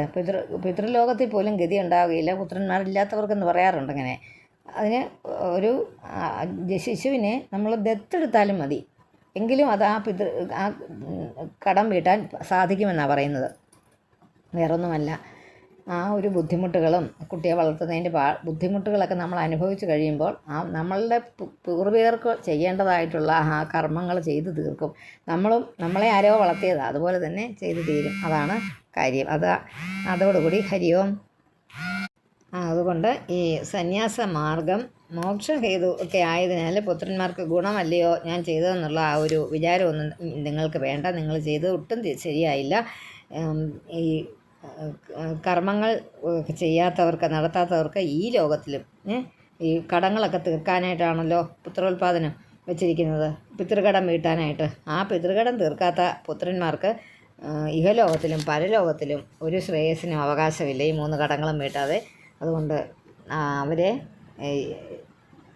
യജ്ഞാതി അനുഷ്ഠാനത്താലും ഋണമുക്തരായിട്ടില്ലാത്ത എൻ്റെ പുത്രന്മാർക്ക് യജ്ഞാതികളും ഒരു ചെയ്തിട്ടില്ല. ഈ ഭജനം മാത്രമേ ചെയ്യുന്നുള്ളൂ. ഭഗവാനെ ഭജിക്കുക, തപസ് ചെയ്തേ ഉള്ളൂ.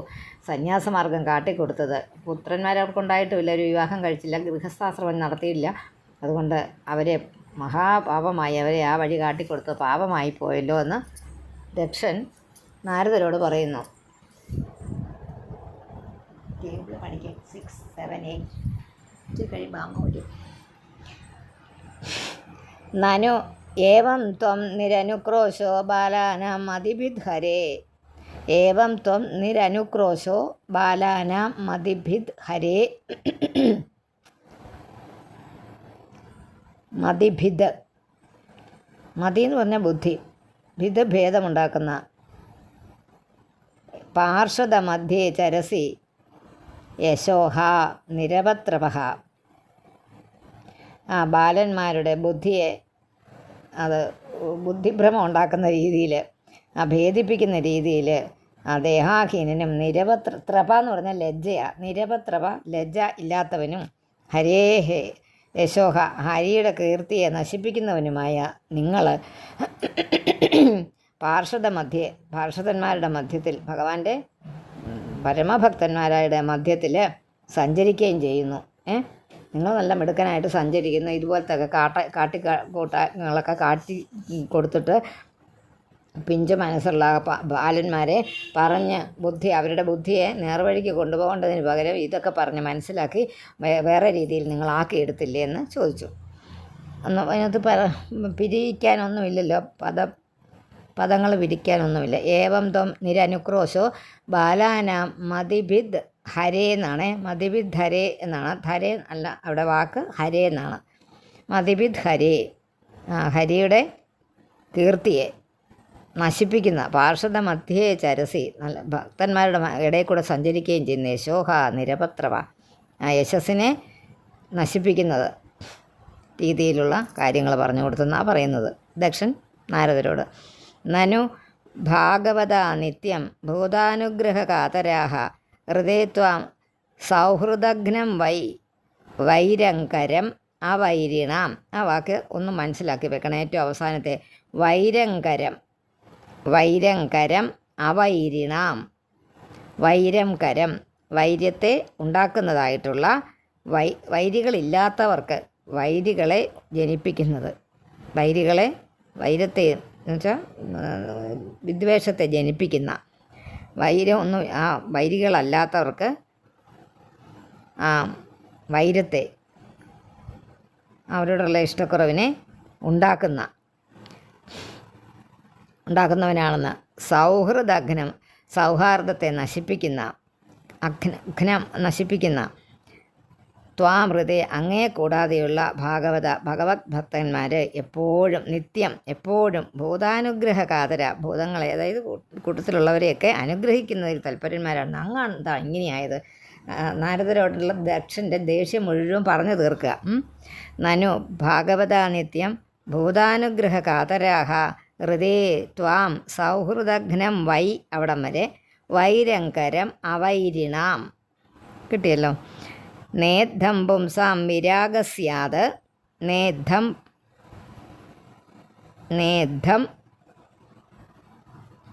ന യുദ്ധമാണേ. യുദ്ധം പുംസാം വിരാഗസ്യാത് വരെയുണ്ട് ആ ലൈന്. ത്വയാ കേവലിനാമൃഷ മന്യസേ യദി ഉപശമം. മന്യസേ യദി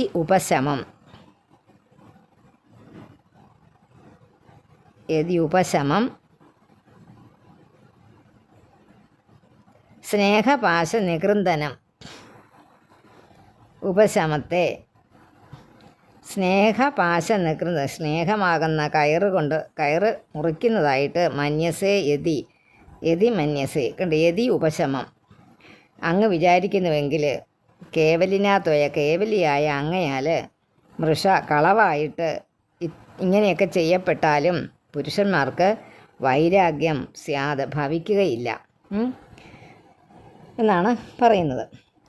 അതായത് ഈ മറ്റുള്ള ഭോഗവസ്തുക്കളോടുള്ള ആ വിരക്തി, വിഷയങ്ങളോടുള്ള വിരക്തി, ബാക്കിയുള്ള കാര്യങ്ങൾ ഈശ്വരകാര്യമല്ലാത്ത കാര്യങ്ങളെയാണ് വിഷയങ്ങളെന്ന് പറയുന്നത്. അപ്പോൾ ആ വിഷയത്തിനോടുള്ള വിരക്തി നിമിത്തം ഉപശമവും അതുകൊണ്ട് സ്നേഹപാശം ഇല്ലാതാക്കാനും അതുനിമിത്തം മുക്തിയും ഉണ്ടാകുമല്ലോ. അതിനാൽ ഞാൻ അങ്ങയുടെ പുത്രന്മാരെ കൃതാർത്ഥന്മാരാക്കുകയല്ലേ ചെയ്തിരിക്കുന്നത് എന്നുള്ള ആക്ഷേപത്തിന് സമാധാനം. അങ്ങനെ ആർക്കെങ്കിലും അങ്ങനെ തോന്നിയാണ് നാരദർ ഇത് ചെയ്തതെങ്കിൽ നമുക്കൊക്കെ അങ്ങനെ തോന്നുന്നില്ലേ? നല്ല കാര്യമല്ലേ നാരദർ ചെയ്തതെന്ന് തോന്നും.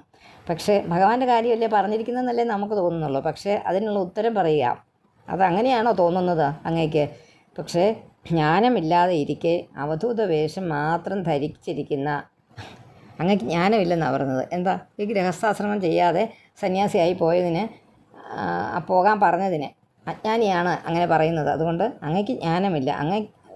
അവധൂത വേഷം എന്ന് വെച്ചാൽ ഒരിടത്തും തങ്ങി നിൽക്കാതെ ഇങ്ങനെ സഞ്ചരിക്കുന്നതാണെന്നല്ലോ പറയുന്നത്. ആരുടെ ഇടയിൽ? ഭക്തന്മാരുടെ ഇടയിൽ സഞ്ചരിക്കുന്ന ഒരു വേഷം കിട്ടി നടക്കുന്ന അവധൂത വേഷം കിട്ടി നടക്കുന്ന അങ്ങയാൽ ഇപ്രകാരം അങ്ങ് പറഞ്ഞതുകൊണ്ട് ബുദ്ധിക്ക് ഒരു ശരിയായതേത് തെറ്റായതേതെന്ന് തിരിച്ചറിയാൻ മേലാത്ത ബാലകന്മാരെ ബുദ്ധിഭ്രമം ഉണ്ടാക്കിയതിന് അവരെ ആ വഴിക്ക് വിട്ടത് തെറ്റായിപ്പോയി എന്നാണ് ഈ പറയുന്നത്. അത്രയേ ഉള്ളൂ. അത് പലതരത്തിൽ പറയുന്നതേ ഉള്ളൂ. അതുകൊണ്ടൊന്നും വൈരാഗ്യം ഉണ്ടാകുകയില്ല. അങ്ങിങ്ങനെ പറഞ്ഞുകൊണ്ടും അവരിങ്ങനെ പോയി കുറച്ച് നാൾ ഇതൊന്നും കഴിയാതെ ഗൃഹസ്ഥാശ്രമമൊന്നും കഴിയാതെ പോയി കുറേ നാളിങ്ങനെ നടത്തിയാലൊന്നും അവർക്ക് വൈരാഗ്യം ഉണ്ടാവുകയില്ല. എന്നുവെച്ചാൽ ഈ വിഷയങ്ങളോടുള്ള വിരാഗതയാണ് വിരാഗത. അതിൽ നിന്നുള്ള മാറി നിൽപ്പ്, വേണ്ട എന്നുള്ള തോന്നൽ. സ്നേഹപാശച്ഛേദമോ ഒന്നും സംഭവിക്കില്ല. പിന്നെ ഞാൻ ബാക്കി കൂടുതലൊന്നും പറയണ്ടല്ലോ എന്നും കൂടെ ചോദിച്ചു. നാനുഭൂയ ന ജാനാതി പുമാൻ വിഷയതീക്ഷ്ണതാം നിർവിദ്യേത സ്വയം തസ്മാതെന്നാക്കുക. പിന്നെ ന തഥാ ഭിന്നധീ പരൈഹി നിർവിദ്യേത സ്വയം തസ്മാത് അവിടെ വരെ ഉള്ളൂ. പിന്നെ ന തഥാ ഭിന്നധീ പരൈഹി നാനുഭൂയ ന ജാനാതി പുമാൻ വിഷയതീക്ഷ്ണതാം. അതായത് വിഷയങ്ങൾ ശക്തിയെ അനുഭവിക്കാത്തത് കൊണ്ട് ജാനാതി അറിയുന്നില്ല, താനേ തന്നെ അതിൽ നിന്ന് നിർവിദ്യേത വിരക്തനാകണം. അറിഞ്ഞിട്ട് അത് മനസ്സിലാക്കിയിട്ട് അതിൽ നിന്ന് മാറണം. അറിയാത്തവർക്ക് എന്താ മനസ്സിലാകുന്നേ ഇല്ലല്ലോ. അതുകൊണ്ട് അന്യരാൽ ഭേദിപ്പിക്കപ്പെട്ട ബുദ്ധിയോടുകൂടിയവൻ അപ്രകാരമല്ല. അതായത് അവർക്ക് തന്നെ അത് തോന്നണം, അല്ലാതെ വേറൊരാൾ പറഞ്ഞ് പ്രേരിപ്പിക്കുകയല്ല വേണ്ടത്. അവർ അനുഭവിച്ചവരിത് വേണ്ടാന്ന് വെക്കണം, എന്നാലേ അത് ശരിയായിട്ട് ആകുകയുള്ളെന്നാണ് ദക്ഷൻ പറയുന്നത്. എന്നസ്ത്വം കർമ്മസന്ധാനാം സാധൂനാം ഗൃഹമേധിനാം കൃതവാനസി ദുർമർഷം വിപ്രിയം തവ മർഷിതം തന്തുഗ്രന്ഥന എന്നസ്ത്വം അവിടെ നിർത്തണം. പിന്നെ മാ വെട്ടിയിട്ട് അഭദ്രമചരഃ പുനഃ തസ്മാത് ലോകേഷു തേ മൂഢ ന ഭവേത് ഭ്രമതഃ പദം. അവിടെ ഒരെണ്ണമേ ഉള്ളേ. തന്തുകൃന്ദന എന്നസ്ത്വം എന്നാക്കുക. പിന്നെ മാ വെട്ടുക. അഭദ്രം അചര പുനഃ തസ്മാത് ലോകേഷു തേ മൂഢ ന ഭവേത് ഭ്രമതഃ പദം. കർമ്മത്തിൽ ശ്രദ്ധയോടുകൂടിയവരും ഗൃഹസ്ഥാശ്രമികളും സാധൂനം സദാചാരത്തെ അനുഷ്ഠിക്കുന്നവരുമായ ഞങ്ങൾക്ക് ദുർമർഷം സഹിക്കാൻ കഴിയാത്തതായ ആ അപ്രിയത്തെ ചെയ്തവനാകുന്നു അങ്ങയുടെ സഹിക്കപ്പെട്ടു. അത് തന്തുകൃന്ദന ഇല്ലാത്തതാക്കി കളഞ്ഞല്ലോ. അഭദ്രം പുന അചരത, അത് വീണ്ടും പറയുക, ഞങ്ങൾക്ക് അഭദ്രം ചെയ്തു. ഞങ്ങളുടെ ഭദ്രമായ ഞങ്ങൾ വിചാരിച്ച് ഉണ്ടാക്കിക്കൊണ്ടുവന്ന ആ ഭദ്രമായ ഇത് ബ്രഹ്മാവ് സൃഷ്ടിച്ചതാണ്. ദക്ഷനോട് പറഞ്ഞു മക്കളെ ജനിപ്പിക്കാനായിട്ട് പിന്നെ അസിഗ്നിയിൽ ആദ്യം കുറച്ച് 10,000 പേരെ ജനിപ്പിച്ചു. അതും കഴിഞ്ഞിട്ട് പിന്നെ 1000 പേരെ അവരും സന്യസിച്ചു പോയി. ഇതെന്തൊരു കഷ്ടമാണ്, നിങ്ങൾ പറഞ്ഞല്ലേ ചെയ്തതെന്ന്. അതുകൊണ്ട് ആ സ്ഥാനം അങ്ങ് അർഹിക്കുന്നില്ല. ഈ സഞ്ചരിക്കുന്ന അങ്ങക്ക് ഈ പദസ്ഥാനം, ഈ വലിയ സ്ഥാനം കിട്ടിയിരിക്കുന്നത് അർഹിക്കുന്നില്ല അങ്ങ് എന്നങ്ങ് പറയുക, ദേഷ്യപ്പെട്ട് പറയുക. ഇത്രയേ ഉള്ളേ. വേറെ ഒന്നും രണ്ട് ശ്ലോകങ്ങൾ ഒന്നിച്ചങ്ങ് നമ്മൾ പറഞ്ഞു തീർത്തു. ഇന്ന് മൂന്നാമത്തേതും കൂടി അങ്ങ് പറഞ്ഞാൽ തീർന്നത്. ഋണൈ സ്ത്രീഭിരമുക്താനാം, അത് പറഞ്ഞതല്ലേ? അല്ല, അതിൻ്റെ അയ്യോ അതല്ല, തെറ്റിപ്പോയതാണ്, എൻ്റെ പേജ് മറന്നുപോയി. 42ഉം 43ഉം എന്നസ്ത്വം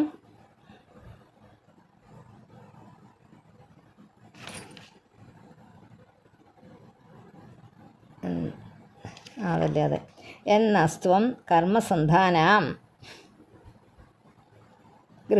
സാധൂനാം ഗൃഹമേധിനാം കൃതവാനസി ദുർമർഷം വിപ്രിയം തവ മർഷിതം തന്തുകൃന്ദനയെന്നസ്ത്വം അഭദ്രമചരഃ പുനഃ തസ്മാത് ലോകേഷു തേ മൂഢ ന ഭവേത് ഭ്രമതഃ പദം.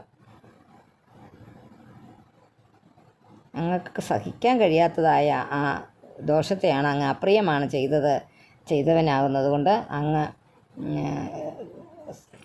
ഇത്രയും വലിയ ദുഃഖം ഞങ്ങൾക്ക് അഭദ്രം ചെയ്ത അങ്ങക്ക് ഈ ലോകത്തിൽ ഒരു കുഴപ്പവും ഇല്ലാതെ സഞ്ചരിക്കാൻ അങ്ങ് അർഹനല്ല.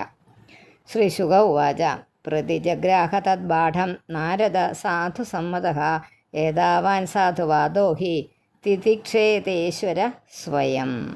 പ്രതിജഗ്രാഹ തദ്ബാഠം, പ്രതിജഗ്രാഹ അങ്ങനെയാകട്ടെ എന്ന് പ്രതിഗ്രഹിച്ചു. തിരിച്ചു പറഞ്ഞു, അങ്ങനെ അന്ന് അങ്ങനെ തന്നെ ശാപം ചെയ്യുവാണേലും അങ്ങനെ ആയിക്കോട്ടെ, ഞാൻ അങ്ങ് സഹിച്ചു, എനിക്ക് കുഴപ്പമില്ലെന്ന്.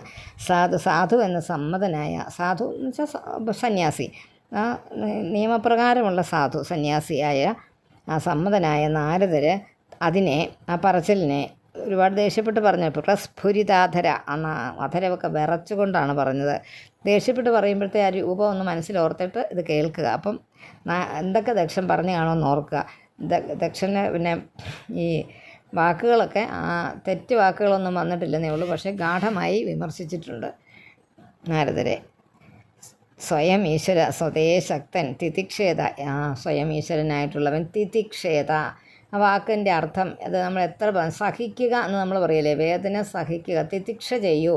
അത് ഭഗവാൻ പലയിടത്തും പറഞ്ഞിട്ടുണ്ട്. നമ്മൾ ഒരുപാട് ദുഃഖങ്ങളെ ഉണ്ടെങ്കിലും നമ്മളതിനെ അടക്കൂ എന്നല്ല പറഞ്ഞത്, തിതിക്ഷ ചെയ്യുക. കാരണം അതിനെ നമ്മൾ മനസ്സിലിട്ട് അതിനെ ശരിയാക്കി, അത് നമ്മുടെ ചിന്ത അത് അങ്ങനെയല്ല, ആ തെറ്റിനെ നമ്മൾ അംഗീകരിച്ചിട്ട് അത് തെറ്റാണ് എന്ന് പറയുകയല്ല, അതങ്ങനെയാണ്, നമ്മൾ ചെയ്യേണ്ടതാണ് ചെയ്യുന്നത്. തിതിക്ഷ ചെയ്യും. നമുക്ക് അത് സഹിക്കാൻ, വേദനയുടെ കാര്യമല്ല ഈ പറയുന്നത്. നമ്മൾ ഓരോ കാര്യത്തിൽ നമുക്ക് ഒരു ധർമ്മസങ്കടം ഉണ്ടാകുമ്പോൾ നമുക്കൊരു തീർച്ച ചെയ്യാൻ പറ്റുന്നില്ല.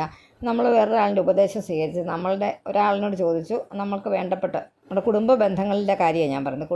കുടുംബ സർക്കിളിനകത്ത് എന്തെങ്കിലും ഒരു കാര്യമുണ്ടായാൽ അത് നമ്മൾക്ക് ചില കാര്യങ്ങളിൽ നമ്മൾ വിട്ടുകൊടുക്കൽ എന്ന് പറയല്ലേ, തിതിക്ഷ, അതാണ് അതിന് ആ അർത്ഥം.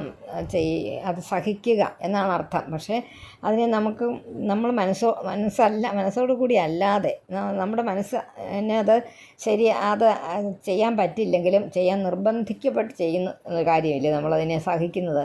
ഞാനങ്ങ് സഹിച്ചത് ഒരു വിധത്തിൽ ഞാനങ്ങ് സഹിച്ച്, ഞാൻ എൻ്റെ ദുഃഖങ്ങളൊന്നും പ്രകടിപ്പിക്കാതെയും അല്ലെങ്കിൽ എൻ്റെ ദേഷ്യം പ്രകടിപ്പിക്കാതെയും ഞാനതങ്ങ് സഹിച്ച് നിൽക്കുകയായിരുന്നു എന്ന് പറയാറില്ലേ, ആ ഒരു സഹനം, അതാണ് ഇവിടെ ഉദ്ദേശിക്കുന്ന സഹനം. പ്രതിജഗ്രാഹ തദ്ബാഠം നാരദ സാധുസമ്മതഃ ഏതാവാൻ സാധുവാദോ ഹി തിതിക്ഷേതേശ്വര സ്വയം. അത് തിതിക്ഷേത സഹിക്കണം, സാധുവാദ, ഇതാണ് സാധു ശബ്ദാർത്ഥം. സാധു എന്ന് പറയുന്നതിൻ്റെ ശബ്ദത്തിൻ്റെ അർത്ഥം എന്താണ്? തിതിക്ഷ ചെയ്യണം.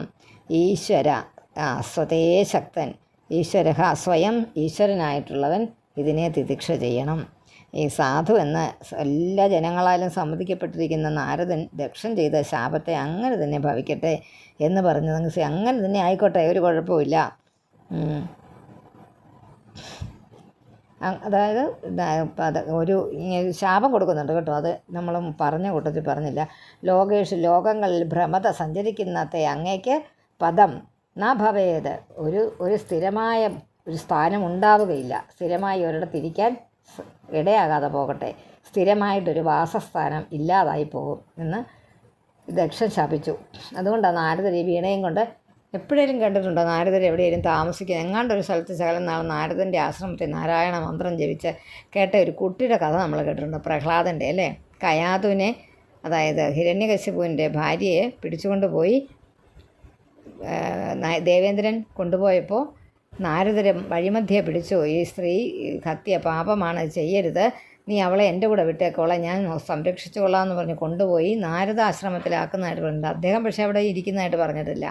നാരദ ആശ്രമത്തിൽ കൊണ്ടുപോയി ഇരുത്തിയെന്നും അവിടെ നാരായണ എന്നുള്ള മുഴങ്ങുന്ന ശബ്ദം മാത്രം കേട്ട് വളർന്ന പ്രഹ്ലാദൻ പിന്നീട് നാരായണ ഭക്തനായി തീർന്നെന്നുള്ള കഥ നമ്മൾ കേട്ടിട്ടുണ്ട്. അന്ന് ഈ ശാപം ഉണ്ടായിരുന്നിരിക്കില്ല, അതിന് മുമ്പത്തെ കഥയായിരിക്കാം.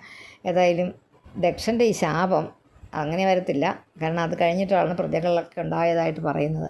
അങ്ങനെ കഥകളിൽ പല കാര്യങ്ങളും വരും കേട്ടോ. നാരദരവിടെ ഇരിക്കുന്നതായിട്ട് പറയുന്നത്, നാരദ ആശ്രമത്തിൽ ഈ നാരായണ ശബ്ദം ഇങ്ങനെ നാരം എന്ന് വെച്ചാൽ നാരത്തിൽ അയനം ചെയ്യുന്നവൻ, ജലത്തിൽ ശയിക്കുന്നവൻ എന്നൊക്കെയാണ് അർത്ഥം. നാരായണ എന്നുള്ള ശബ്ദം ഇങ്ങനെ കേട്ടുകൊണ്ടിരുന്നു എന്ന് ഗർഭസ്ഥ ശിശുവായ പ്രഹ്ലാദൻ കേട്ടുകൊണ്ടിരുന്നതുകൊണ്ടാണ് ഭക്തനായതെന്നും ഒക്കെ പറയുന്നു. അപ്പോൾ അവിടെ ഒരാശ്രമം ഉണ്ടായിരുന്നു, പക്ഷേ ഈ ദക്ഷ ശപിക്കുന്നു അവിടെ ഒരിക്കലും ഇരിക്കാൻ തനിക്ക് സാധിക്കാതെ പോട്ടെ എന്ന് ദക്ഷൻ. അപ്പോൾ അത് കേട്ടിട്ട് ഈ സാധുവായ ഈ നാരദൻ എന്ത് ചെയ്തു? ദേഷ്യപ്പെട്ട് തിരിച്ച് ശാപിക്കാൻ മേലാഞ്ഞിട്ടല്ല, ഒന്നും ചെയ്തില്ല. അദ്ദേഹത്തിൻ്റെ വിഷമം നാരദർക്കറിയാം. അപ്പം നാരദർ മിണ്ടാതെ അങ്ങനെ തന്നെ ഭവിക്കട്ടെ, സാധുക്കൾക്ക് ഈ ശരിക്കുമുള്ള തിതിക്ഷ ആണ് നിർദ്ദേശിച്ചിരിക്കുന്നത് ഈശ്വരൻ. അതുകൊണ്ട് ഭഗവാന്റെ വഴിയിൽ കൂടി കടന്നു പോകുന്നവൻ തിതിക്ഷ ചെയ്തേ മതിയാകൂ, സഹിച്ചേ മതിയാകൂ പല കാര്യങ്ങളും. അതുകൊണ്ട് ഞാനിതിനെ തിതിക്ഷ ചെയ്യുന്നു, ഞാൻ ആ ശാപത്തെ ഗ്രഹിക്കുന്നു, ശാപത്തെ ഞാൻ സ്വീകരിക്കുന്നു എന്ന് പറഞ്ഞു. അങ്ങനെ ആയിരിക്കണം. നമുക്കൊരു എപ്പോഴും നമുക്ക് അനുകൂലമായിട്ടായിരിക്കുകയില്ല എല്ലാ മനുഷ്യരും പറയുന്നത്. നമ്മൾ എല്ലാവരെ കൊണ്ടും നല്ലത് എന്ന് പറയിക്കാൻ ഉള്ള ശ്രമം പാഴ്വേലയാണ്. ഞാനിത് ഈ ശാപത്തിൻ്റെ കാര്യം പറഞ്ഞപ്പോൾ ഒരു സന്ദേശം കൂടെ നിങ്ങൾക്ക് തരികയാണ്. വേറൊന്നുമല്ല, നമ്മളെപ്പോഴും ഓർക്കുന്ന എന്താ, എപ്പോഴും നമുക്ക് പെർഫെക്റ്റ് പൂർണ്ണമായ ശുദ്ധമായ ആളായിട്ടിരിക്കണമെന്നാണ് എല്ലാവരുടെയും ആഗ്രഹം അല്ലേ. പക്ഷേ നമുക്ക് പല കാരണങ്ങൾ കൊണ്ട് സാധിക്കുന്നില്ല. നമ്മുടെ ജീവിത സാഹചര്യങ്ങൾ കൊണ്ട്, നമ്മളുടെ പ്രവൃത്തി മണ്ഡലങ്ങളിലെ വ്യത്യാസം കൊണ്ട്, നമ്മളുടെ ബാക്കിയുള്ള നമ്മളെ സപ്പോർട്ട് ചെയ്യുന്ന ആൾക്കാരുടെ അവരുടെ ഇഷ്ടമില്ലായ്മ കൊണ്ടോ ഇഷ്ടക്കൂടുതൽ കൊണ്ടോ എന്തിനോടെങ്കിലുമുള്ള അങ്ങനെയൊക്കെ ഉള്ളത് കൊണ്ട് നമുക്ക് പൂർണ്ണമായിട്ട് നമ്മളുടെ ഉദ്ദേശമനുസരിച്ച് നമുക്ക് ജീവിക്കാൻ പറ്റുന്നില്ല അല്ലേ. അപ്പോൾ നമ്മൾ എല്ലാവരെ കൊണ്ട് നല്ലത് എന്ന് പറയിക്കാൻ സാധിക്കുമോ എന്ന് ചോദിച്ചാൽ ഇല്ല. ആ സാധിക്കാത്തതിനെ നമ്മൾ എന്തിനാണ് നമ്മൾ ബുദ്ധിമുട്ട്, നമ്മളെ ഒരാൾ എന്തെങ്കിലും ഒന്ന് പറഞ്ഞു, അതൊരു അപമാനകരമായി തോന്നി, അതൊരു മോശമായി തോന്നി, ശരിയാ മോശമായി തോന്നി, പക്ഷേ അത് അവിടെ തീർക്കുക. നമ്മൾ ശരിക്കുമുള്ള ഭക്തനാണെങ്കിൽ അതിനെ അങ്ങ് സഹിക്കും. ആരോടും പറയുന്നില്ല, പരാതികളുമില്ല, ഒന്നുമില്ല, അതിനെ അങ്ങ് സ്വീകരിക്കും. അവർ പറഞ്ഞാൽ അങ്ങനെ ആയിക്കോട്ടെ. അത് അവർക്ക് എവിടെയെങ്കിലും വെച്ച് അതിന് ശിക്ഷ കൊടുക്കാൻ നമ്മളല്ല, അതിനെ ഏറ്റു പറഞ്ഞാൽ പിന്നെ അതിൻ്റെ തിരിച്ച് ചോദിക്കാനും കൂട്ടി ചോദിക്കാനും ഒക്കെ ആകാം. പക്ഷെ നമ്മളതിനൊന്നും പോകുന്നില്ല. അതാണ് ശരിയായ ഒരു ഭക്തൻ ചെയ്യേണ്ടത്. തിതിക്ഷ ചെയ്യുക. അതിന് നമുക്ക് ഇച്ചിരി ബുദ്ധിമുട്ടുണ്ടാകും സഹിക്കാനായിട്ട് അല്ലേ. നമ്മളെ വ്യക്തിപരമായിട്ട് അപമാനിക്കുന്നതെന്ന് പറഞ്ഞാൽ ശരിക്കും ബുദ്ധിമുട്ടുള്ളാകുന്ന കാര്യമാണ്. അതിന് നമ്മൾ തിതിക്ഷ ചെയ്യുക, നിസ്സാരവത്കരിക്കുക. ഇങ്ങനൊരു കാര്യം എനിക്ക് സംഭവിച്ചിട്ടില്ല, നിങ്ങളങ്ങനെ പറഞ്ഞതായിട്ടും എനിക്ക് അറിഞ്ഞുകൂടാ, നിങ്ങൾ പറഞ്ഞത് ഞാനോട്ട് കേട്ടിട്ടുമില്ല, നേരെ നിന്ന് പറഞ്ഞ കാര്യമാണെങ്കിൽ ആയിക്കോട്ടെ, നിനക്ക് സ്ഥിരം താമസം ഉണ്ടാകാനായിട്ട് ഒരിക്കലും സാധിക്കാതെ പോട്ടെ എന്ന് ദക്ഷൻ പറഞ്ഞപ്പം നാരദർ പറഞ്ഞ എന്താ, അങ്ങനെ ആവട്ടെ, അങ്ങയുടെ ഇച്ഛ നടക്കട്ടെ എന്ന് പറഞ്ഞിങ്ങനെ പോകുന്ന പോലെ നിങ്ങൾ അങ്ങനെ പറഞ്ഞു ആയിക്കോട്ടെ, നമ്മൾ സന്തോഷമായിട്ട് സ്വീകരിക്കുക. നിങ്ങളങ്ങനെ അവരെന്തെങ്കിലും പറഞ്ഞാൽ സന്തോഷമായിട്ടിരിക്കുക, അങ്ങനെ ആയിക്കോട്ടെ. പക്ഷേ ഒന്ന് ചെയ്യാം, അവരുമായിട്ടുള്ള സംഘത്തിന് പോകാതിരിക്കാം. പിന്നെ അവരുമായിട്ടുള്ള അടുപ്പം, അങ്ങനെയുള്ളവരുമായിട്ടുള്ള ഒരുപാടുള്ള നമ്മൾ എന്തിനും ഒരു വേലി നല്ലതാണ് ഏത് കാര്യത്തിനും. അതിൻ്റെ അപ്പുറത്തോട്ട് പോയാൽ നമുക്ക് ദുഃഖങ്ങൾ വരും എന്ന് നമ്മൾ മുൻകൂട്ടി നിശ്ചയിക്കാം. ഒരു പരിധിയിൽ കൂടുതൽ നമ്മൾ വീട്ടിലൊക്കെ പറഞ്ഞു കേട്ടില്ല, ഒരുപാട് അങ്ങ് ഓന് അധിക പ്രിയം അപ്രിയം എന്ന്. ഒരുപാട് നമ്മളങ്ങ് സ്നേഹിക്കുകയും ഒരുപാട് നമ്മൾ ആത്മാർത്ഥത കാണിക്കുകയും ആരായിട്ടും ചെയ്താൽ അവരിൽ നിന്ന് നമുക്കൊരു ചെറിയ ഒരു ഇത് വന്നാൽ നമ്മുടെ മനസ്സ് വേദനിക്കില്ലേ, ഞാൻ ഇത്രയൊക്കെ അവരെ ആത്മാർത്ഥമായിട്ട് അവരോട് സ്നേഹമായിട്ട് നിന്നിട്ട് അവരിങ്ങനെ ചെയ്തല്ലോ എന്ന്. അപ്പോൾ അത് ഒഴിവാക്കാൻ വേണ്ടിയിട്ട് നിങ്ങളൊരു കാര്യം ചെയ്യുക. ദയവ് ചെയ്ത് അങ്ങനെ ആർക്കെങ്കിലും അങ്ങനത്തെ വ്യക്തിപരമായ അതുണ്ടെങ്കിൽ അവരിൽ നിന്ന് അകന്ന് നിൽക്കാൻ ശ്രമിക്കുക. അത് ചെയ്യുക. അത് എല്ലാത്തിനും നമ്മൾ സഹകരിക്കാതിരിക്കുന്ന നിസ്സഹകരണമൊന്നും വേണ്ട. പക്ഷേ അവരുടെ വാക്കുകളെ ഉൾക്കൊള്ളാതിരിക്കാം അല്ലേ, അത് വിട്ടു നമുക്ക് നമ്മളുടെ വഴി പോവുക. അത്രയേ ഉള്ളൂ. അതുപോലെയാണ് നാരദർ ചെയ്തത്. ദക്ഷൻ്റെ പ്രസ്ഫുരിതാധര എന്ന് കേൾക്കുമ്പോൾ നമുക്കറിയാം എന്തൊക്കെ ചീത്ത പറഞ്ഞു. ഇതെല്ലാം പറഞ്ഞത് നാരദർ കേട്ടിട്ട് പറഞ്ഞു, എന്നാൽ അങ്ങനെ തന്നെ ഭവിക്കട്ടെ. അദ്ദേഹത്തിൻ്റെ മനസ്സിലൊരു സന്തോഷമുണ്ട്. എന്താ, ഞാൻ ഇത്രയും പേരെ സന്യാസികളാക്കിയില്ലേ, അതിൻ്റെ ഒരു മനോസന്തോഷത്തിലാണ് നാരദർ പിരിയുന്നത്. അത്രയേ ഉള്ളൂ. ഹരി ഓം.